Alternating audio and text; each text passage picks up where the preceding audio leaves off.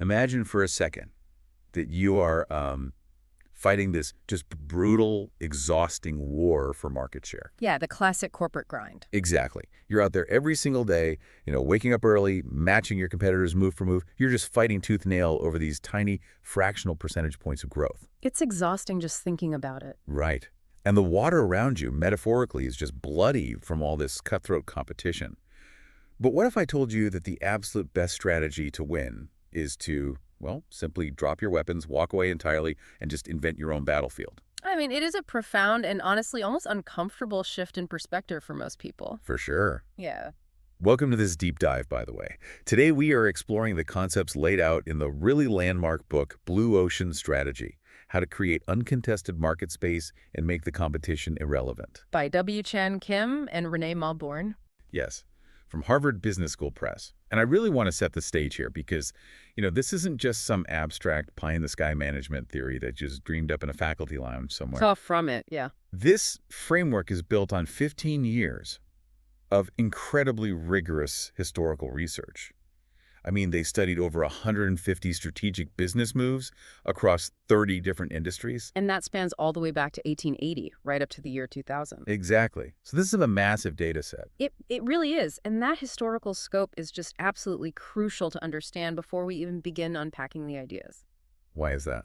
Well, because it proves that the patterns we're going to discuss, they aren't just a fleeting byproduct of, like, a modern tech boom, or just some lucky streak by a few Silicon Valley unicorns, Right, it's not just an internet fad. Exactly. They represent a fundamental, repeatable logic of how entirely new market space is created. I mean, this book completely challenges the heavily military-inspired, competition-based strategic thinking that has basically dominated the corporate world for decades. Oh, for sure. Think about the language we use in business every single day. We have chief executive officers, right? We work at headquarters. Or we'll launch campaigns. Yes. We talk about fighting on the front lines and capturing territory. It's all so aggressive. And all of that language assumes a fixed, constant terrain that you have to, like, violently conquer. Right. We even call it guerrilla marketing. It's literally all war terminology. But before we get into how to actually stop fighting that war, we need to ask, why does this matter to you, the listener, right now? Like, why should you care about this specific strategic framework today? It's the why now question. Exactly. Well, look around. We are living in an era of just unprecedented, accelerated technological advances. Industrial productivity is absolutely through the roof. Meaning suppliers can produce a dizzying array of products faster and cheaper than ever before. Exactly. In almost every single industry you look at, supply is vastly exceeding demand. And at the exact same time, globalization is just dismantling trade barriers everywhere. Yeah, you aren't just competing with the shop down the street anymore. Right. You are competing with the entire planet. Right. So if you are just competing for a share of a shrinking or even just a flat market, that is simply no longer enough to sustain high performance. You cannot just play defense anymore. Which naturally brings us to the central thesis of their entire work. Let's hear it. So the authors argue that the entire business universe is essentially divided into two distinct kinds of space. The first space is what they call the red ocean. The bloody water. Exactly, the bloody water. These are all the industries in existence today. The market space is known. The boundaries are strictly defined and, accepted by everyone. The rules are set. Right. The competitive rules of the game are perfectly understood. In a red ocean, companies are just trying to outperform their rivals to grab a slightly greater share of existing demand. But as the space gets crowded, the prospects for real profit and growth just shrink. Products basically become mere commodities, and that cutthroat, vicious competition turns the water bloody, hence red oceans. You are literally just a shark fighting 50 other sharks for one tiny little fish. Precisely. But the ultimate goal of any forward-thinking leader should be to break out of that bloody water and create what the authors call blue oceans. I love that visual. Yeah, it's great. Blue oceans are untapped, completely uncontested market spaces. They're defined by demand creation and the opportunity for highly profitable, rapid growth. So the competition is completely irrelevant. Completely irrelevant because the rules of the game haven't even been set yet. You're the only one swimming there. Okay, sounds great. But how do we actually get there? Well, the mechanism to achieve this, the engine that drives you from red to blue, is something they call value innovation. And if we connect this to the bigger picture of economic theory, value innovation is a complete radical departure from traditional strategic dogma. How so? Well, in a red ocean, companies operate under what we call a structuralist view. They accept the industry boundaries as completely fixed. It's environmental determinism. Meaning they believe the environment dictates what they can and cannot do. Exactly. And because of that structuralist view, they believe they have to make a really painful trade-off. You either create high value at a high cost, or you offer reasonable value at a low cost. The classic differentiation versus cost leadership debate. Right. You must choose. But value innovation is built on a reconstructionist view. It's the powerful belief that market boundaries and industry structures, well, they aren't given by nature. They can be reconstructed by the actions and beliefs of the players. Oh, wow. Yeah, so value innovation completely defies the conventional dogma. It aligns the simultaneous pursuit of differentiation and low cost. Okay, I have to jump in and unpack this right here because I have to be honest, to a lot of people, that sounds a bit like corporate snake oil. I know, it really does. I mean, lower costs and higher value at the exact same time. How do you actually draw a map to get there without just, cutting corners or making cheap junk? It's a fair question, and that is exactly where the first major framework of the book comes in, the strategy canvas. The strategy canvas. Yes. It's essentially a diagnostic tool that captures the current state of play in your industry. It graphs out what the authors call a value curve. Okay, let's visualize this for the listener. Good idea. If you picture a typical graph in your mind, the horizontal axis along the bottom captures all the specific factors that an industry currently competes on and invests its money in. Like price, features, whatever. Exactly. And the vertical axis captures the offering level that buyers actually receive. So a high score on the vertical axis means a company invests heavily in that specific factor on the horizontal axis. Okay, tracking. When you plot out the major competitors in a red ocean on this canvas, you will invariably notice something alarming. Their value curves almost completely overlap. Because they're all doing the same thing. Yes, they are all investing in the exact same factors, just trying to edge each other out by like a microscopic fraction of a degree. Let's use a really fantastic, visceral example from the text to ground this concept. The United States wine industry in the late 1990s. Oh, the ultimate red ocean. Blood-soaked. You had over 1,600 wineries fiercely competing for shelf space. And what were they competing on? It was all prestige and complexity. Exactly. If you looked at their strategy canvas, the horizontal axis was filled with things like etymological terminology, which is basically just snobby, highly technical winemaking jargon. Right, tannins and oak profiles. Yeah. They competed on aging qualities, vineyard prestige, intense wine complexity. The entire industry just assumed that the way to win, the way to beat the other guy, was to make wine more sophisticated. In doing so, they completely alienated the vast majority of American adults. They really did. Most regular people found the wine aisle incredibly intimidating, pretentious, and honestly, the complex, heavy taste profiles were a turnoff for the average person who just wanted, a simple drink after work. And this is exactly where the authors introduced the 4 actions framework. They also call it the Eliminate, Reduce, Raise, Create grid, or ERRC grid. ERRC. Okay. Right. To break that deeply ingrained value-cost trade-off and actually draw a completely new value curve, you have to look at that strategy canvas and ask yourself 4 fundamental, really ruthless questions. Lay them on me. First, which of the factors that our industry takes for granted should be entirely eliminated? Eliminated completely. Yes, gone. Second, which factors should be reduced well below the industry standard? Third, which factors should be raised well above the industry standard? And finally, fourth, which factors should be created that the industry has never, ever offered? Okay, so applying that back to our wine example, there was this Australian winery called Casella Wines. Right. They look at this framework and used it to create a new brand called Yellowtail. Now, what's brilliant is that they didn't look at other premium wineries to figure out how to compete. No, they didn't care about the other winery. Right. Instead, they looked at what the masses of Americans were actually drinking, which was beer and ready-to-drink cocktails. And they ruthlessly applied the 4 actions. Let's walk through it. First, they eliminated aging qualities and all that snobby, enosological terminology. No more talk of tannins and oak barrels on the bottle. It's gone. Gone. Second, they reduced wine complexity and the massive range of wines. They didn't offer 20 different confusing varietals. They just offered a Shiraz and a Chardonnay. Keep it super simple. A red and a white. Exactly. Yeah. Third, they raised the involvement of retail store employees to help push the product in the aisles. Yeah. And fourth, they created entirely new factors for the wine industry. Like what? Easy drinking, ease of selection, and a sense of fun and adventure. I mean, right down to the brightly colored kangaroo on the label. What's fascinating here is the precise mechanical dynamic between those four actions. I mean, when most typical companies try to innovate, they focus almost exclusively on raising and creating. They just want to add more stuff. Exactly. They want to add more features, more premium services, more bells and whistles, usually just to justify a higher price. But that inevitably leads to massive over-engineering, which heavily jacks up the company's cost structure. The absolute genius of the ERRC grid is that the actions of eliminating and reducing are what actually drive your cost structure down. You are stripping out expensive things the industry just assumed were necessary. While raising and creating lift the value up. Yes. That simultaneous action is the actual mechanism of value innovation. I hear that, but I have to push back for a second, or at least play devil's advocate for the listener here. Go for it. Because when you talk about eliminating aging in wine, or reducing the complexity of the flavor profile, isn't that just offering a worse product? It feels like that, doesn't it? It feels like you're taking things away from the consumer.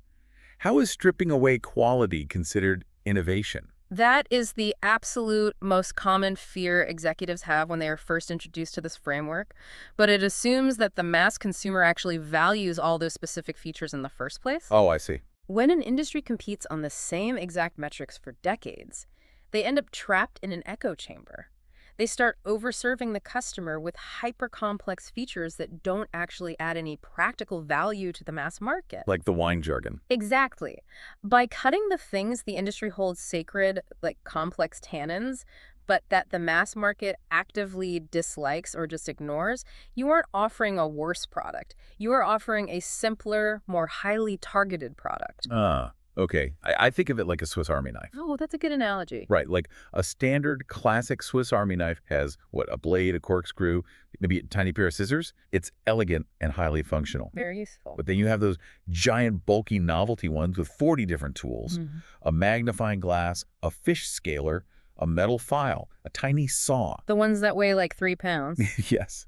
Sometimes you don't want to carry around a 3-pound, 3-inch thick piece of metal in your pocket just to open an Amazon box. You just want a really good, sharp blade that's comfortable to hold. Exactly. The 40-tool knife isn't inherently better if it's too heavy and annoying to actually use. So by eliminating the fish scaler and the magnifying glass, you make the knife lighter, cheaper to manufacture, and vastly more appealing to the millions of people who just want a pocket knife. That is a perfect analogy. The fish scaler is the etymological terminology of the knife world. Exactly. And when you successfully apply these 4 actions and strip away the fish scalers of your industry, your new value curve will naturally display 3 very distinct characteristics. What are they? The first is focus. You aren't diffusing your efforts and your budget across every possible competitive factor. You do a few things exceptionally well. Makes sense. The second characteristic is divergence. Because you aren't obsessively benchmarking your competitors, the actual shape of your value curve on the graph will look completely alien compared to theirs. Because you've eliminated things they're heavily investing in. Precisely. And the third is a compelling tagline. A truly great strategy can be communicated simply and powerfully because the value proposition is so clear. Like for Yellowtail, their tagline wasn't a paragraph about soil quality. It was essentially a fun and simple wine to be enjoyed every day. Exactly. So a massive, immediate, practical takeaway for you right now listening to this. Stop benchmarking your competitors. Yes. Look at your own company's strategy canvas. If your value curve looks exactly like the other guys in your space, you are trapped in a red ocean. You're just racing to the bottom on price or fighting for these tiny incremental gains. But this naturally leads to the next massive question. Right. If we know how to draw a new strategy canvas using the 4 actions, where do we actually look to find the inspiration for these new blue oceans? How do we know exactly what to eliminate or what to create? This is where we transition from the diagnostic tool to the exploratory framework. The authors provide a system for systematically reconstructing market boundaries. Reconstructing the boundaries. Yes. The core goal here is to attenuate or significantly reduce the search risk. You see, finding a blue ocean doesn't require you to be like a visionary genius gazing into a crystal ball trying to predict the future of technology. That's a relief. Yeah, you just need to look systematically across 6 conventional boundaries of competition that keep other companies locked in their red oceans. They call it the 6 paths framework. Okay, let's walk through these conventional boundaries because the examples the authors provide are incredibly illuminating. Let's do it. The first boundary to look across is alternative industries. Now, to be clear, this isn't just about substitutes. A substitute is choosing between, say, a metal roof and a shingle roof. Different materials, same exact function. Exactly. But looking across alternatives means looking at products or services that have entirely different forms and functions, but ultimately serve the same core objective for the buyer. Like a high-end restaurant versus a movie theater. Perfect example. A plate of pasta and a massive screen projecting a film have totally different forms and functions, but they serve the same objective, enjoying a pleasant night out. The prime example the authors use to illustrate this specific path is NetJets. They famously created the multi-billion-dollar blue ocean of fractional private jet ownership. Oh, I love this case study. It's so good. NetJets didn't just look at other private jet charter companies. They looked at the 2 main alternatives for corporate travel and analyzed why executives chose one over the other. Right. On one side, executives can fly commercial airlines in first class. The massive advantage there is cost. You only buy the tickets you actually need, avoiding the tens of millions of dollars in fixed costs of owning a plane. But the painful downside is the immense hassle. Check-in lines, security theater, layovers, inflexible schedules. Like delayed flights, we've all been there. Yeah. And on the other side of the alternative spectrum, a massive corporation can just buy its own private jet. The advantage is incredible speed, point-to-point travel, total convenience. But the downside is that astronomical upfront cost, the maintenance, and the dead time, when the plane is just sitting in a hangar, eating up money while the executives are in meetings. So NetJets looked at the reasons why people trade across these 2 massive alternatives. They realized they could completely reconstruct the boundaries and combine the absolute best of both worlds. By offering fractional ownership. Exactly. You get the speed, the luxury, and the convenience of a private plane, but because you're only buying a fraction of it, say, a 1/16th share giving you 50 hours of flight time a year, your costs are dramatically lower than owning a jet outright. In fact, it wasn't much more than buying first-class commercial tickets for your entire executive team over the year. By looking across alternatives, they eliminated the dead time, reduced the fixed costs, and created a totally new market space. Okay, what's path number 2? The next boundary you can look across is strategic groups within your own industry. What exactly is a strategic group? It's simply a cluster of companies within an industry that are all pursuing a similar strategy, usually ranked by price and performance. Think of the automotive industry. You have the luxury car group like Mercedes, BMW, and the economy car group like Hyundai, Kia. And usually, companies only pay attention to the competitors within their own specific group. Mercedes watches BMW. They don't really care what Kia is doing. Right. But you can create a blue ocean by understanding the underlying factors of why customers trade up or down between these specific groups. The fitness chain curves is a brilliant textbook example of this. Oh yeah, back in the 90s. Yeah, in the 1990s, they looked at the 2 main strategic groups in the fitness industry. Group 1 was the traditional health club. It had everything.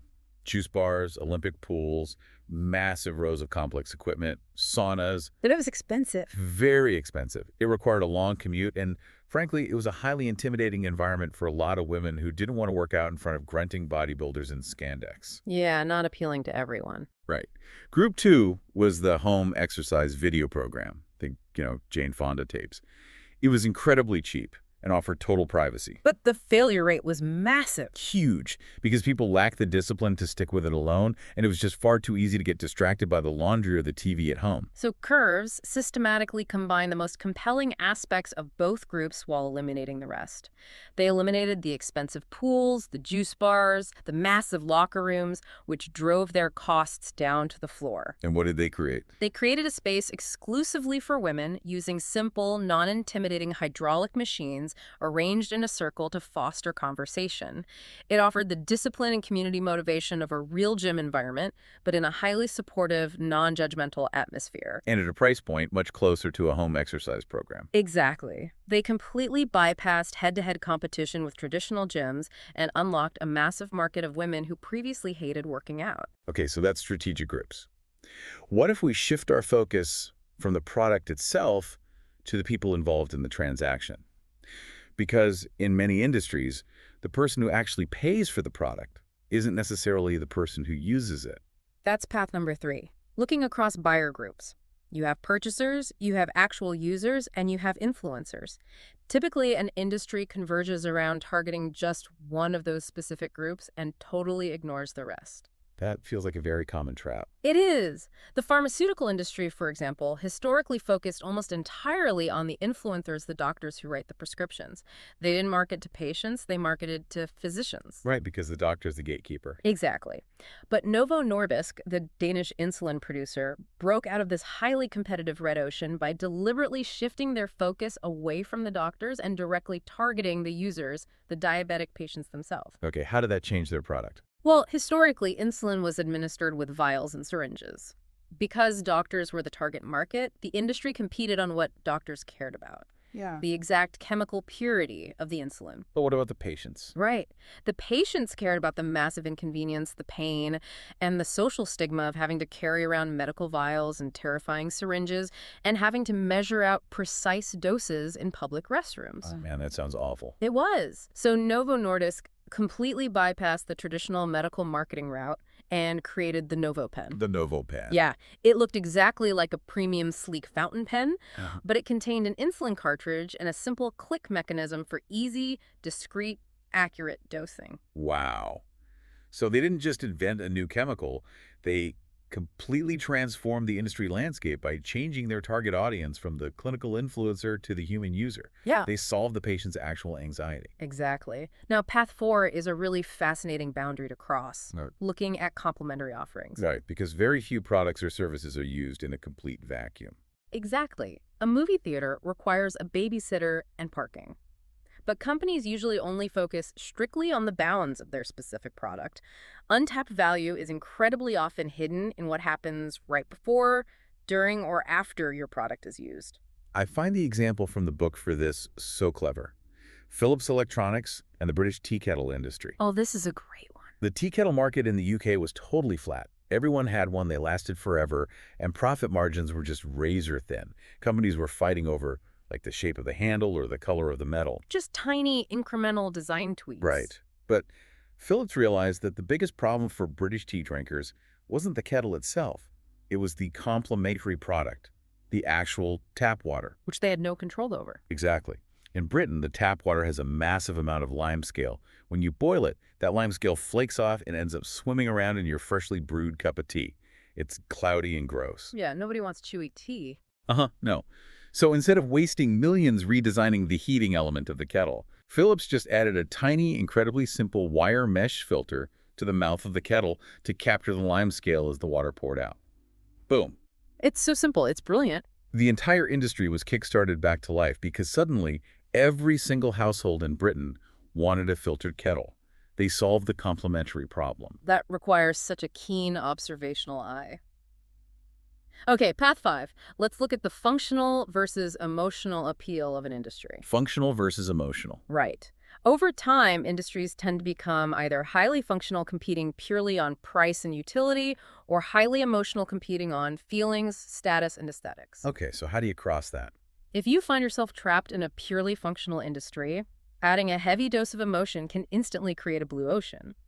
Conversely, if you are in an overly emotional industry, stripping away all the theatrical extras and making it purely ruthlessly functional can do the exact same thing. The story of Cemex in Mexico illustrates this shift from functional to emotional perfectly. Let's hear it. They were selling cement. You literally cannot get more functional, boring, and commoditized than literal bags of gray dust. True. Most of their sales were in retail bags, sold to desperately poor, do-it-yourself home builders in Mexico. Yeah. These families wanted to add a room to their house, but they were living paycheck to paycheck. So saving up for materials was hard. Exactly. Saving enough money to buy materials took years, and often the money would get siphoned off for emergencies before they could build. Cemex stepped back and looked at Mexican culture. They realized that these same families who couldn't save for cement would happily go into debt or spend their life savings on highly emotional, deeply social community events. Like baptisms or weddings or quinceañeras. Yes. So Cemex asked, how do we make cement an emotional social event? They created the Patrimonio Hoy program. They tapped into a deep cultural tradition called super tandas, which are essentially community savings clubs. Oh, that's brilliant. CEMEX organized groups of neighbors to pool their money. Each week, one family would win the pot. But instead of cash, which could be squandered, they received building materials delivered directly to their site, along with architectural blueprints. So they turned a solo struggle into a community event. Exactly. CEMEX hosted gatherings, celebrated the builders, and used positive social pressure to keep people contributing. They infused a dusty, cheap, commodity product with intense emotion, community pride, and social accountability, and it drove their sales and customer loyalty up exponentially. It's just a beautiful reframing of the business. Really is. What's the final path? Finally, the sixth boundary to look across is time, or specifically looking at external trends. Like predicting the future. Not quite. All industries are subject to external trends, new technologies, regulatory shifts, cultural movements. But instead of just passively adapting to a trend as it happens, you have to look at how a trend will decisively change the value for your customers in the near future. Give me an example. Take Apple's iTunes. They looked at the late 1990s trend of illegal file sharing with programs like Napster. The entire traditional music industry was in full panic mode, trying to fight the trend in court, suing teenagers for downloading Metallica. I remember that era well. It was chaos. Total chaos. Apple, however, realized the trend toward digital music was completely irreversible. You couldn't put the genie back in the bottle. But they also noticed that the illegal downloading experience was actually terrible. It was awful. Yeah. You had to deal with broken links, computer viruses, wildly inconsistent audio quality, and, the fear of getting sued. Exactly. So Apple didn't try to stop the trend. They solved the utility blocks of the trend. They created iTunes, providing a legal, high-quality, virus-free, easily navigable alternative, charging just 99 cents a song. They rode the trend, but reconstructed the boundaries of how it was delivered. If we pause and just synthesize all of these boundary-crossing paths, Right. the underlying unifying logic becomes crystal clear. Not a single one of these massive success stories, not NetJets, not Curves, not iTunes, required predicting the distant future. No, not at all. They didn't require inventing bleeding-edge sci-fi technology in a secret lab. They merely required looking at familiar, entirely existing data from a completely new perspective. So the practical takeaway for you, the listener, sit down and ask yourself these questions. What are the alternative industries to yours? Why do customers trade across them? What happens right before and right after they use your product? And this brings us to a crucial transition point in our deep dive. Yeah. We've mapped out exactly how to draw a new strategy on the canvas, and we've explored the paths to find the inspiration to redraw those boundaries. But who exactly are we targeting in these new blue oceans? That's the million-dollar question. Because if we eliminate factors our current industry loves, aren't we going to lose our current customers? We need to talk about the people who aren't buying from you. That is exactly the point. To maximize the massive size of a blue ocean and thereby minimize the scale risk of launching a new venture, companies have to fundamentally challenge one of the most deeply ingrained sacred practices in all of business. Which is The intense, almost obsessive focus on existing customers and the endless drive for finer and finer market segmentation. And this feels so incredibly counterintuitive. Every business book, every marketing seminar, every CEO keynote tells you the customer is king. Oh, constantly. They're aggressively taught to focus on customer retention, to slice and dice our target market into smaller and smaller microsegments so we can perfectly tailor our products to meet everyone's highly specific individual preferences. But this raises an incredibly important question, a trap that most companies fall into. What actually happens when you over-segment? You lose the forest for the trees. Basically, yeah. When you compete intensely to embrace existing customer preferences, tailoring your product to every minor whim, you invariably end up creating target markets that are simply too small to sustain high, profitable growth. You create a bespoke product for a tiny sliver of people. So what's the alternative? Blue oceans require the exact opposite approach. They require what the authors call desegmentation. Instead of focusing on the microscopic differences that separate your existing customers, you need to step back and focus on the powerful, undeniable commonalities across non-customers. Non-customers. Right. And the authors break these non-customers down into 3 distinct tiers that you need to examine. Okay, let's break down these 3 tiers. The first tier is what they call the soon-to-be non-customers. Soon to be. These are people who sit right on the absolute edge of your market. They use your industry's offering, minimally, just to get by or out of sheer necessity, but they hold absolutely no loyalty. They are mentally ready to jump ship the second they find a viable alternative. A phenomenal example of capturing the first tier is Pret a Manger, the wildly successful British fast food chain. They looked at professionals working in busy city centers. Historically, if these people wanted a decent lunch, they went to sit-down restaurants. But the number of soon-to-be non-customers in those restaurants was rising rapidly. Why? Because busy professionals realized that sit-down restaurants took way too long. Right, you have to wait for a table, wait to order, wait for the check. It eats up your whole hour. Exactly. But the alternative, traditional fast food like a burger joint, didn't feel healthy, fresh, or professional enough. So Pret a Manger ignored the differences between these professionals and focused purely on what these non-customers all had in common. Which was what? They desperately wanted fresh, healthy, high-quality food served as fast as humanly possible in a clean, sophisticated environment. By offering restaurant-quality sandwiches made fresh daily in the shop, but served incredibly fast without sit-down waiters, Pret tapped into a massive, previously invisible, latent demand of professionals who were fleeing traditional lunch spots. That's huge. Then you have the second tier of non-customers. The refusing non-customers. These are people or organizations who have actively considered your industry's offerings, looked at what you have to sell, and consciously, deliberately chosen against them. They outright reject your market. Unlocking this tier can yield massive results. Look at JCDecaux, the French outdoor advertising company. Oh, this is a cool one. Before they came along, outdoor advertising essentially meant massive, ugly billboards on the side of the highway or plastered on buildings. But many municipalities across Europe, the refusing non-customers actively rejected billboards. They passed laws against them, right? Yeah, they thought they were visual pollution, they cluttered the historic cities, and they provided zero civic value to the citizens. So JCDecaux didn't try to lobby these cities to change their minds about billboards. They didn't fight the refusal. Exactly. Instead, they realized that these refusing cities all shared a common, painful need. They desperately needed civic street furniture like bus shelters and public kiosks, but they completely lacked the municipal budget to build and maintain them. So JCDecaux invented the entirely new concept of street furniture advertising. They approached the cities with a brilliant proposition. We will design, build, and immaculately maintain beautiful, high-quality bus shelters for your citizens completely for free, saving the city millions of dollars. And the catch. In exchange, you grant us the exclusive right to display advertisements in the glass panels of those shelters. It's a win-win. The cities absolutely loved it because it solved a massive civic budget problem while keeping the city beautiful. And the corporate advertisers loved it because instead of their ad being 50 feet in the air on a highway passing by at 60 miles an hour, their ads were right at eye level with thousands of pedestrians sitting at a bus stop with nothing else to look at. JCDecaux unlocked a multi-billion-dollar market that had previously flat-out refused the outdoor advertising industry. Now, what is the third tier? Finally, we have the third tier. Unexplored non-customers.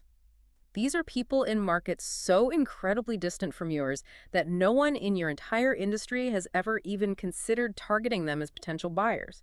They are simply assumed to belong to a completely different market altogether. The evolution of teeth whitening is the perfect example here. For decades, it was completely assumed by everyone that teeth whitening was a serious cosmetic dental procedure. It belonged exclusively to the dentists. Right, you had to make an appointment, sit in a chair, and pay hundreds of dollars. Exactly. Oral care companies, the ones making Crest and Colgate toothpaste, never even looked at people wanting white teeth as their target market for specific, dedicated whitening treatments. They just sold toothpaste for cavities. They didn't see the overlap.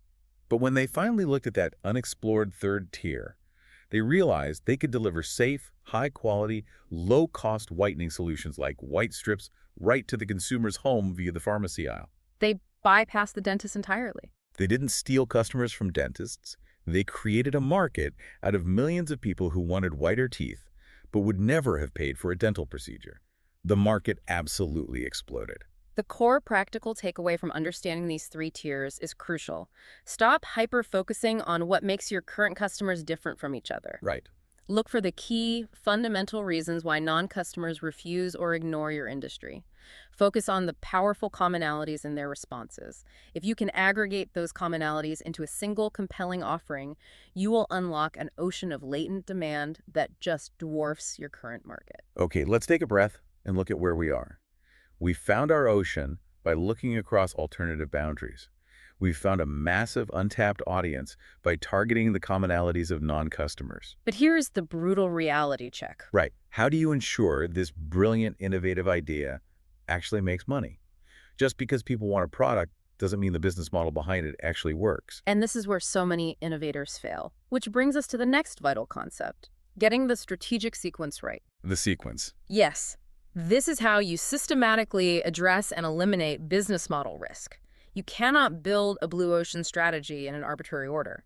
You can't just build a cool product and figure out the price later. It's what a lot of tech startups do. Exactly. The authors lay out a very strict, unforgiving sequence that must be followed.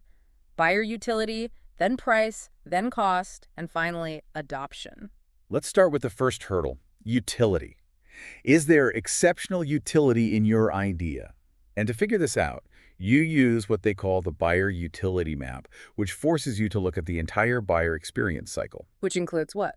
Purchase, delivery, use, supplements, maintenance, and disposal. You have to ruthlessly ask, where are the biggest blocks to utility in that cycle? Let's go all the way back to the Ford Model T for this one. Classic example. Before the Model T, early cars were highly unreliable. They broke down constantly, which is a massive maintenance block. Furthermore, they couldn't handle the muddy, rutted dirt roads of the era, which was a massive use block. So what did Ford do? The Model T didn't just add a roof. It systematically eliminated those specific blocks. It was built with lightweight, rugged vanadium steel, making it incredibly durable. It was easy to use, and almost anyone could fix it with basic tools. It offered exceptional utility over both the horse and the early luxury cars. Now, contrast that massive success with the Philips CDI. It was an absolute engineering marvel, a highly complex multimedia CD player introduced in the early 1990s. I remember those. It could play music, interactive games, educational software, but it severely lacked a compelling reason for the mass market to actually buy it. It had very limited software titles available at launch. The controller was incredibly confusing, and it took a salesperson 30 minutes just to explain how it worked to a customer in the store. Yikes. It didn't solve any pressing, painful problem for the user. It completely failed the utility test. And the rule of the sequence is absolute. If an idea fails the utility test, you must park it or rethink it. You do not pass go. You do not move to the next step. But if it passes the utility test, you move to step 2, price. And here is where you have to find what the authors call the price corridor of the mass. This is tricky. It is, because value innovation ideas often don't have heavy legal protection. You cannot patent the concept of a female-only gym like Curves, or the concept of Southwest Airlines. They are highly vulnerable to fast-following imitators. So you can't just price it high and coast. Exactly. So Right. you can't use the traditional tech strategy of price skimming, where you charge a massive premium at launch to early adopters and slowly lower the price over time. You must price your offering to capture the massive bulk of target buyers immediately. To build a moat. Yes. If your volume is huge right out of the gate and your price is accessible, you create an economic moat. You aggressively discourage free-riding imitators from even trying to compete because they can't match your economies of scale. Exactly. And once that strategic price is firmly set, you move to the third step. Cost. This is where we talk about target costing, and this requires a massive paradigm shift in how companies operate. How so? Well, traditional companies generally use cost-plus pricing. They figure out how much it costs to manufacture a product, they tack on a standard profit margin, and that final math becomes the retail price. Right. Cost plus profit equals price. In Blue Ocean Strategy, you use price minus costing. You take that strategic price you just set to capture the mass market, you deduct your desired profit margin from it, and whatever number is left over is your hard target cost. You do not let your costs drive your prices. Wait, hold on. I need to stop you there because this sounds mathematically impossible in some scenarios. Let's use the Blockbuster video example from the book. Okay, because when VHS tapes first came out, they cost the video store about $80 to purchase from the studio. That's right. But the strategic price for the consumer, what the mass market was actually willing to pay for a movie they'd only watch once, was maybe $3. If Blockbuster deducts a $1 profit margin from a $3 price, their target cost is $2. You're doing the math. But the physical tape costs $80. Blockbuster is losing $70 a tape. How does deducting profit from a $3 price magically change the manufacturing cost of a physical tape? That is exactly the friction that forces true business model innovation. If you just use traditional math, the idea dies. When you cannot hit your target costs through simple manufacturing tweaks, you cannot just raise the price. You have to innovate your cost structure. Oh, I see. You streamline, you partner with other companies, or in Blockbuster's case, you introduce pricing innovation. Blockbuster couldn't change the $80 cost of the tape, so they changed the entire model from selling the tape to renting the tape. Oh, wow, of course. They bought the $80 tape, but because they rented it out 30, 40, 50 times at $3 a pop, the cost per use plummeted. They eventually partnered with the studios in revenue-sharing agreements to get the tapes even cheaper up front. They hit the target cost not by changing the physical plastic, but by innovating the business model. That makes total sense. The mechanism is changing the transaction model entirely. And the final step in the sequence, once the math works, is adoption. What are the adoption hurdles in rolling out your bold new idea to your employees, your business partners, and the general public? If you are drastically changing the business, people will be scared. Exactly. You have to address those fears upfront, clearly and honestly before you launch. So the practical takeaway here, value innovation is not the same as technology innovation.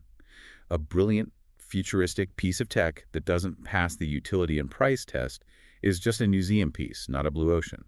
Park the idea until the sequence works. Now let's assume we have done everything right. We have a flawless, highly profitable plan on paper. We've navigated the sequence perfectly. The math works. The market is there. Sounds like a dream. But as any manager who has ever tried to change a company knows, a strategy is only as good as the flawed, emotional human beings executing it. The organization itself often stands in the way. People are comfortable in their bloody red oceans. They know the rules. How do you actually get an entire organization to abandon that comfort zone? This brings us to the final major piece of the puzzle, overcoming organizational hurdles and executing strategy. The authors identify 4 massive hurdles that kill change. Let's list them. First, the cognitive hurdle. Yeah. Just getting people to wake up to the reality that change is even necessary. Second, the resource hurdle. Trying to execute massive change with limited funds. Third, the motivational hurdle.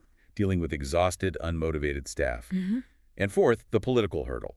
Overcoming vicious opposition from vested interests who benefit from the status quo. To overcome these 4 mountains, you cannot just rely on traditional management techniques. You need what the authors call tipping point leadership. Tipping. Yes, it is based on the epidemiological idea that in any organization, fundamental changes can happen incredibly quickly when the beliefs and energies of a critical mass of people create an epidemic movement toward an idea. And the key to this is extreme concentration of effort, not diffusion. The case study they use here is absolutely legendary in management circles. Bill Bratton taking over the New York Police Department in the early 1990s. Oh, this is a fascinating one. The city was practically veering toward anarchy. Murders were at an all-time high. Citizens were terrified. The odds were completely stacked against him. Let's look at how he knocked down the cognitive hurdle first. Okay. Traditional leaders try to make the case for change by sending around spreadsheets showing declining revenue or, in this case, rising crime stats. Which puts everyone to sleep. Exactly. Bratton knew numbers don't motivate people, so he forced his top brass, his precinct commanders, to ride the electric sewer, the New York subway system, day and night. He didn't just tell them it was bad. No, he made them experience the terrifying reality. He made them see the fear in the citizens' eyes firsthand. He made the need for change visceral, emotional, and undeniable. Once they believed in the need for change, Bratton faced the resource hurdle. Conventional wisdom says massive systemic change requires massive new resources. You need more money. Right. But Bratton was operating in a city with a frozen budget. He didn't have the money to put a cop on every single subway train or on every corner.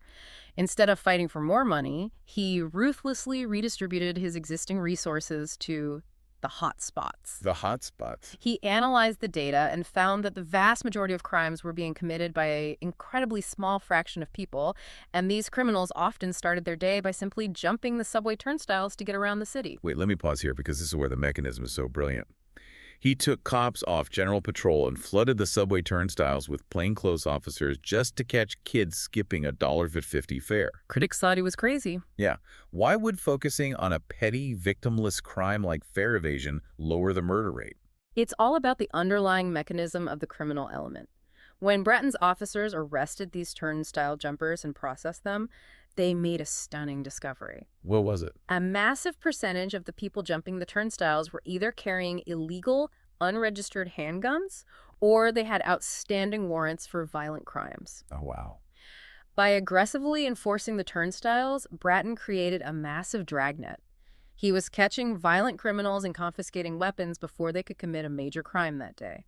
He maximized the impact of his limited police force by focusing exactly where the worst offenders intersected with the system. That is brilliant resource allocation. Yeah.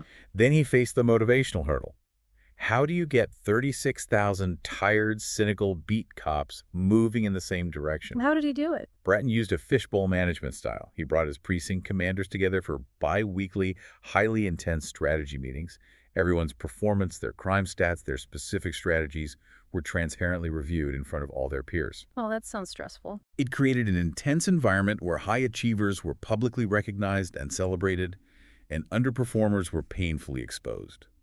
It mobilized the leaders rapidly because absolutely no one wanted to look incompetent inside the fishbowl. Finally, he had to conquer the political hurdle. Massive organizations are fraught with internal politics and turf wars. Bratton knew he couldn't fight everyone. Right. He systematically identified his angels, those powerful figures who would naturally align with his new strategy, and his devils, those who would fight him and protect the corrupt status quo. He proactively built a powerful coalition with his angels, including the mayor, to outmaneuver and isolate the detractors before they could even mobilize opposition. But leadership at the very top, even brilliant leadership like Bratton's, isn't enough to sustain a strategy. You need the rank and file of the entire organization to completely buy in, which leads to the psychological concept of fair process. The fair process. This is all about the psychology of execution. The authors outline the 3 E principles of fair process: engagement, explanation, and expectation clarity. The devastating contrast between good and bad process is starkly illustrated by a company the authors call Elko, an elevator manufacturer. Tell us about Elko. Elko needed to drastically cut costs, so they decided to introduce a highly efficient new cellular manufacturing system. They chose to roll it out first at their Chester plant, which historically had absolutely exemplary employee relations. Okay, good starting point. But management made a fatal, arrogant error. They didn't involve the workers at all. They didn't explain why the change was happening. They just sent in external consultants who walked around with clipboards, whispering to each other and moving machinery around. And the employees completely panicked. They saw these consultants, they saw the new efficiency metrics, and they immediately assumed they were all going to be fired and replaced by machines. Exactly. In an act of sheer self-preservation, the workers at the Chester plant actually sabotaged the new manufacturing system. The rollout was a total disaster. So what do they do next? So for their next rollout at the High Park plant, management realized they had to change their approach. They applied fair process. First, they engaged the employees. They held open town hall meetings, asked for input, and treated the workers with respect. Makes a huge difference. Second, they explained the brutally honest reality. Business was declining, the market was a red ocean, and they needed to radically break from the competition to survive and save jobs. Finally, they set clear expectations about exactly how the new cellular system would work, what the new metrics would be, and how everyone's roles would change. And the result was night and day. The High Park employees, understanding the why and feeling respected by the how, fully embraced the change, and productivity soared. Which proves what? What this proves is a fundamental truth about human nature in business. People care just as much about the justice of the process as they do about the final outcome itself. If you respect your team enough to explain the underlying rationale, to engage their minds, and to be crystal clear about what is expected of them, you build deep intellectual and emotional recognition. You build trust. And trust translates into voluntary cooperation, which is the absolute essential ingredient for executing a bold, risky blue ocean strategy. Exactly. So, as we pull all these massive concepts together, what does this actually mean for you, the listener? Let's take a step back and look at the whole puzzle we've assembled today. The powerful underlying narrative of this entire book is a message of profound hope. Markets are not fixed. They are plastic. They are malleable. The universe of business is not a zero-sum game of trench warfare where you just have to bleed your opponent dry to survive. Yeah. The book gives us a complete, holistic system to build something new. Precisely. It is a fully integrated ecosystem of thought. The strategy canvas helps you clearly visualize the escape route from the bloody red ocean. Right. The Six Paths framework helps you systematically navigate that route to find totally uncontested space. The focus on non-customers provides the massive necessary scale you need to grow. The strategic sequence guarantees your wild new idea is actually financially profitable. And tipping point leadership, combined with the psychology of fair process, ensures your entire team actually rows the boat together in the new direction. And here is the ultimate beauty of it. Because it is a holistic, tightly interlocking system, the barriers to imitation are incredibly high. It is an economic moat made of complexity. Think about Southwest Airlines. Oh, great example. For another traditional legacy airline to successfully copy Southwest's low-cost, high-fun model, they wouldn't just have to lower their ticket prices. They would have to completely dismantle their entire hub-and-spoke routing system, tear up their union contracts, radically overhaul their corporate culture, change their boarding processes, and completely alter their fleet of planes. It's an entire unbreakable system of value. That's why when companies try to imitate a blue ocean strategy piecemeal, they almost always fail miserably. So we have to ask, who is this book actually for? We've talked a lot about corporate giants, multi-billion-dollar aviation industries, and massive police departments. But the beauty of this framework is that the core principles of value innovation are entirely universal. Let's be honest. If you are a mid-level manager trying to get approval to launch a new product line, if you are a scrappy startup founder feeling totally crushed by established corporate giants, or if you are a small business owner who feels like your current strategy is just an exhausting, soul-crushing race to the bottom on price. Yeah, This framework is for you. it really is. If you are deeply tired of playing defense, if you are exhausted by waking up every day just to benchmark yourself against your competitors and fight over the same scraps of demand, this is your blueprint for escape. It's important to acknowledge that while we have covered a truly massive amount of ground today and unpacked the core mechanics, this deep dive truly just scratches the surface of the depth provided in the source material. We couldn't possibly cover it all. No, we haven't even touched on the vital nuances of the Pioneer Migrator Settler map, which is crucial for managing a portfolio of businesses, or the deep, fascinating historical analysis of the 120-year history of the automotive industry that the authors use to prove their theories over time. Absolutely. So if you are listening to this and you feel that this framework could genuinely help you escape your own red ocean, I highly recommend taking the next step.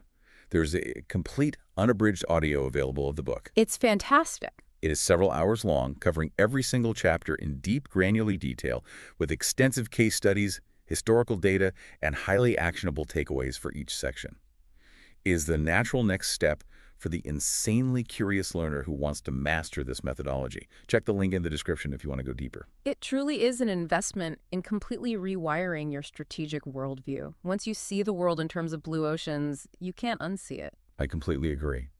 And with that, I want to leave you, our listener, with one final provocative thought to mull over as you go about the rest of your day. Think about the absolute biggest, most intractable problem you're facing in your business or your industry right now. Yeah, really picture it. What if your biggest threat isn't actually your competitor, but your own rigid definition of the industry itself? Are your current business struggles just the tragic result of swimming endlessly in a tiny puddle that you've mistakenly convinced yourself is the entire ocean? Think about it. What you just listened was the beginning of a full audio, way longer, explaining every single chapter of the book. If you would like to keep listening to the end and access to the full audio, you can access it with the link down below in the description and in the pinned comment.